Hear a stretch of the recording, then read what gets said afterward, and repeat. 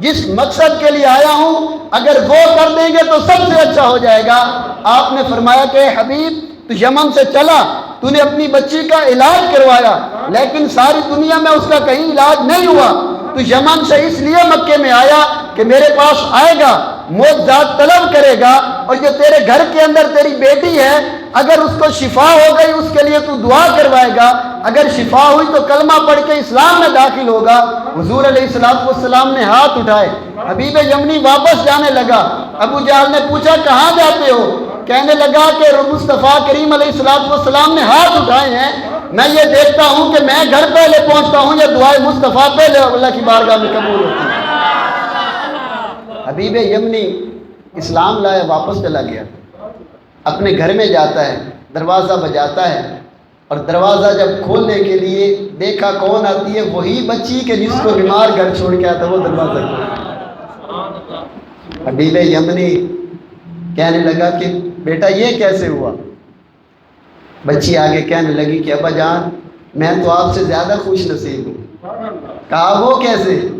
کہنے لگی کہ آپ یہاں سے چلے، دل کے اندر تمنا لے کر گئے، مکے میں پہنچے، اللہ کے رسول سے آپ نے معجزات کو طلب کیا، انہوں نے معجزات دکھائے، ایمان لے کر آئے، اور وہ مدینے والے آقا میرے خواب میں تشریف لا کر مجھے کلمہ بھی پڑھا اور شفا یاب بھی فرمایا۔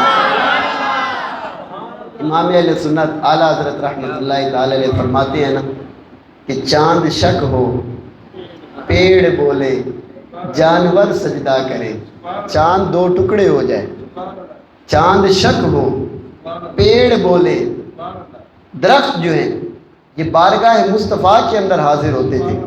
ابو جہل جو ہے سرکار علیہ السلام کی بارگاہ میں آیا، کہنے لگا کہ آپ اگر اللہ کے نبی ہیں تو معجزہ دکھائیں، اور سرکار علیہ السلام نے فرمایا کہ تو کیا کہنا چاہتا ہے، بتا کیا چیز دیکھنا چاہتا ہے، کس معجزے کو طلب کرنا چاہتا ہے؟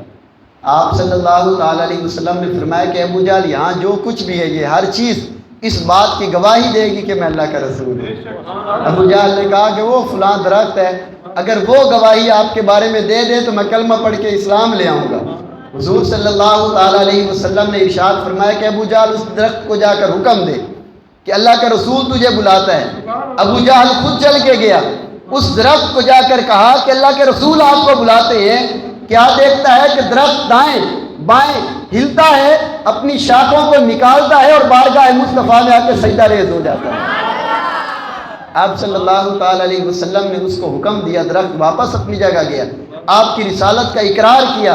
امام اہل سنت اعلیٰ حضرت رحمۃ اللہ تعالی علیہ فرماتے ہیں کہ چاند شک ہو، چاند شک ہو، پیڑ بولیں، درخت بولیں، جانور سجدہ کرے، بارک اللہ مر جائے عالم یہی سرکار ہے۔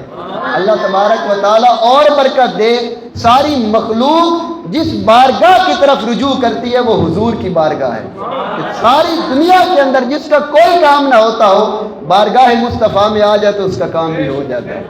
یہ حضور صلی اللہ تعالیٰ علیہ وآلہ وسلم کو اللہ تبارک و تعالیٰ نے کئی معجزات عطا فرمائے۔ امام اہل سنت یہ چونکہ نعت ہم نے جو سنی ہے، اسی نعت کے اوپر چند اشعار کی میں آپ کو تشریح کروں گا۔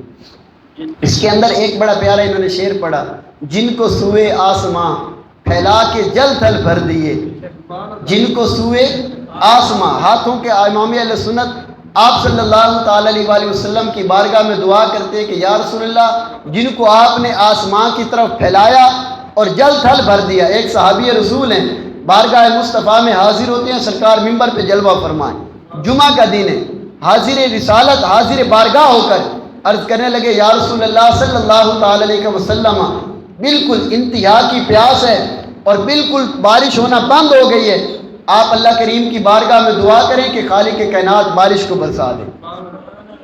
حضور صلی اللہ تعالی علیہ وآلہ وسلم نے اپنے صحابی کی جب بات کو سنا عرض کرنے لگا یا رسول اللہ ہمارے جانور بھوک سے مر رہے ہیں، بچے بلک بلک کے مر رہے ہیں اور ان کو پانی بالکل میسر ہی نہیں آ رہا، آپ دعا فرما دیں۔ اللہ کے رسول صلی اللہ تعالی علیہ وسلم ابھی منبر پہ تشریف فرمائیں، سرکار علیہ السلام نے منبر پہ اللہ کریم کی بارگاہ میں دعا کی، ہاتھ اٹھائے، ابھی راوی فرماتے ہیں کہ سرکار علیہ السلام منبر سے اترے نہ تھے، فوراً بادل آئے اور بارش برسنا شروع ہو گئی۔ اور بارش پھر کیسی برستی تھی؟ اللہ کے رسول نے دعا کی تھی، سچے رسول تھے، اللہ کے آخری رسول تھے، اس بارگاہ کے اندر تو حضور علیہ الصلوۃ والسلام کی تو ہر دعائیں قبول تھی۔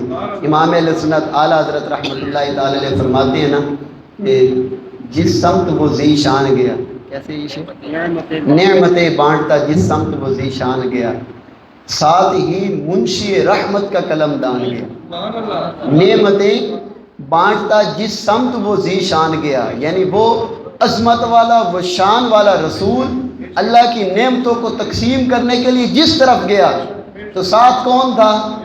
ساتھ ہی یعنی حضور کے ساتھ ہی منشی رحمت، رحمت کو پیدا کرنے والے کا، یعنی اللہ تبارک و تعالیٰ چونکہ رحمت فرمانے والا ہے تو حضور کے ساتھ کون تھا؟ ساتھ ہی منشی رحمت کا قلم دان گیا کہ یہ جو فرمائیں گے لکھوں گا وہی ہو جائے گا۔ جبریل علیہ الصلوۃ والسلام حضور کے ہر وقت ساتھ ہوا کرتے تھے، جو سرکار نے فرمانا تھا فوراً اللہ تبارک و تعالیٰ کی بارگاہ میں قبول ہوتا تھا۔ بس امام علیہ سنت فرماتے ہیں نا کہ اس بارگاہ کے اندر ہاتھ اٹھانے کی دیر ہوتی ہے، اللہ تبارک و تعالیٰ فوراً قبول فرما لیتا ہے۔ آپ صلی اللہ تعالیٰ علیہ وسلم نے جب دعا فرمائی، بارش برسنا شروع ہو گئی فوراً، پورا ہفتہ بارش رہی، 1 دن 2 دن 3 دن 7 دن، اگلا جمعہ آ گیا، لوگوں کا مسجد نبوی شریف میں آنا مشکل ہو گیا، گلیاں پانی سے بھر گئی، اطراف پانی سے بھر گئے، جو چشمے تھے ادھر ادھر ہر طرف پانی پانی ہو گیا۔ صحابی رسول سرکار علیہ الصلوۃ والسلام ممبر پہ جلوہ کریں، آپ خطبہ ارشاد فرما رہے ہیں، وہی صحابی کھڑے ہوتے ہیں، عرض کرتے ہیں یا رسول اللہ صلی اللہ تعالی علیہ وسلم آپ دعا فرمائیں رک جائے بارش، اتنی بارش ہو گئی اب تو ہمارے مکان گرنا شروع ہو گئے، بہت پانی ہو گیا۔ اللہ کے رسول صلی اللہ تعالی علیہ وسلم نے اپنی مبارک انگلی سے اشارہ فرمایا، جیسے راوی فرماتے ہیں سرکار اشارہ فرماتے بادل وہاں سے ہٹتا جاتا، اور فرماتے ہیں کہ مدینے کے اندر سرکار نے مدینے کے اوپر اشارہ فرمایا، بادل ہٹ گیا اور مدینے کے باہر بارش پھر بھی برستی رہی۔ اعلیٰ حضرت رحمۃ اللہ تعالی علیہ فرماتے ہیں جن کو سوئے، سو کہتے طرف، جن کو سوئے آسماں پھیلا کے جل تھل بھر دیے، صدقہ ان ہاتھوں کا پیارے ہم کو بھی درکار ہے۔ یعنی ان ہاتھوں کا صدقہ ہمیں بھی حاجت ہے، ہمیں بھی ضرورت ہے، ہم بھی گناہوں کے مریض ہیں، آپ ہمارے لیے ہاتھ اٹھائیں کہ تاکہ ہمارے بھی گناہ دھل جائیں، آپ ہمارے لیے ہاتھ اٹھائیں تاکہ ہماری بھی وہ پریشانیاں، مصیبتیں اور تکلیفیں دور ہو جائیں۔ جن کو سوئے آسماں پھیلا کے جل تھل بھر دیے، صدقہ ان ہاتھوں کا پیارے ہم کو بھی درکار ہے۔ ایک راوی فرماتے حضور نبی کریم صلی اللہ تعالی علیہ وآلہ وسلم غزوہ تبوک کا موقع ہے،